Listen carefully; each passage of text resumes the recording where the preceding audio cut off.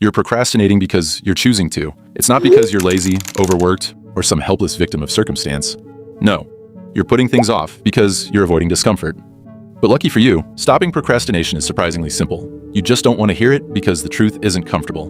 But if you're serious about getting out of your own way, this is going to change your life. First, let's call procrastination what it really is: avoidance. You're dodging something, be it fear, boredom, or effort.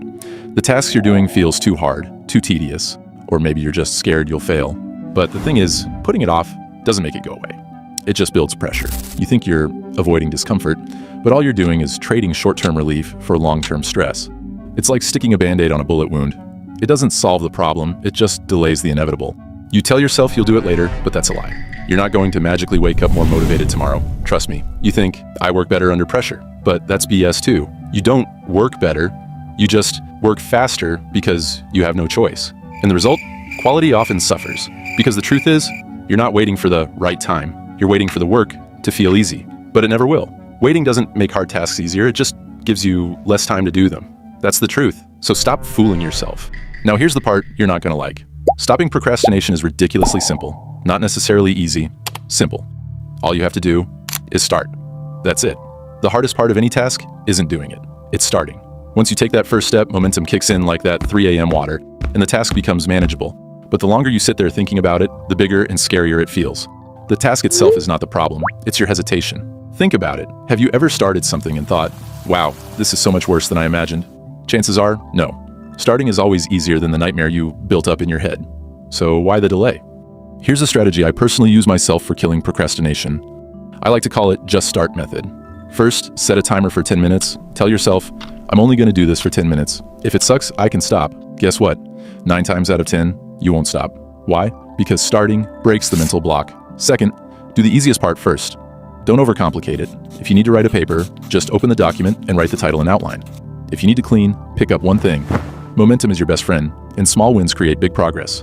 And lastly, don't multitask. Procrastinators, or should I say you, love multitasking because it feels productive without actually accomplishing anything. Focus on one thing and block out everything else. No TikToks, no YouTube, no distractions. But let's address your excuses because I know they're coming.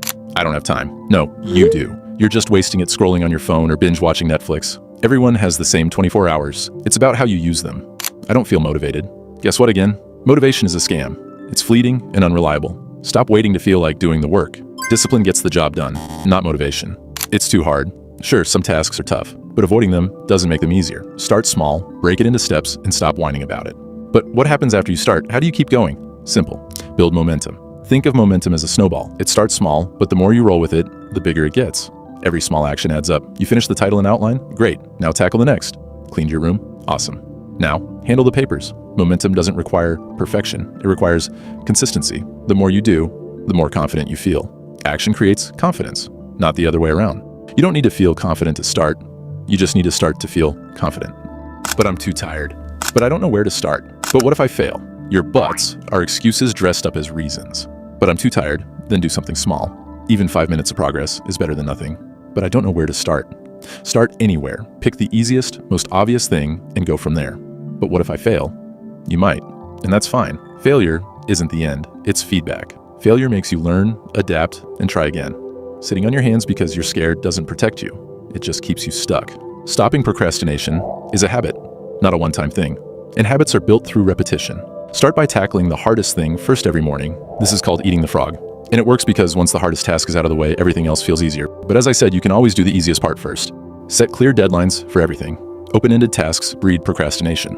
And of course, reward yourself after completing tasks. Your brain loves dopamine, so give it a reason to associate finishing tasks with pleasure. I'm going to be brutally honest with you. Nobody's coming to save you. Your boss, your parents, your friends, they're not going to swoop in and force you to get your act together. It's on you. Every time you procrastinate, you're choosing short-term comfort over long-term success. And that's the real tragedy. Remember that. But the good news is, you have a choice. Every second you waste is a second you could spend building the life you want. So stop waiting for motivation, clarity, or a sign. The only sign you need is this video. Get up and start.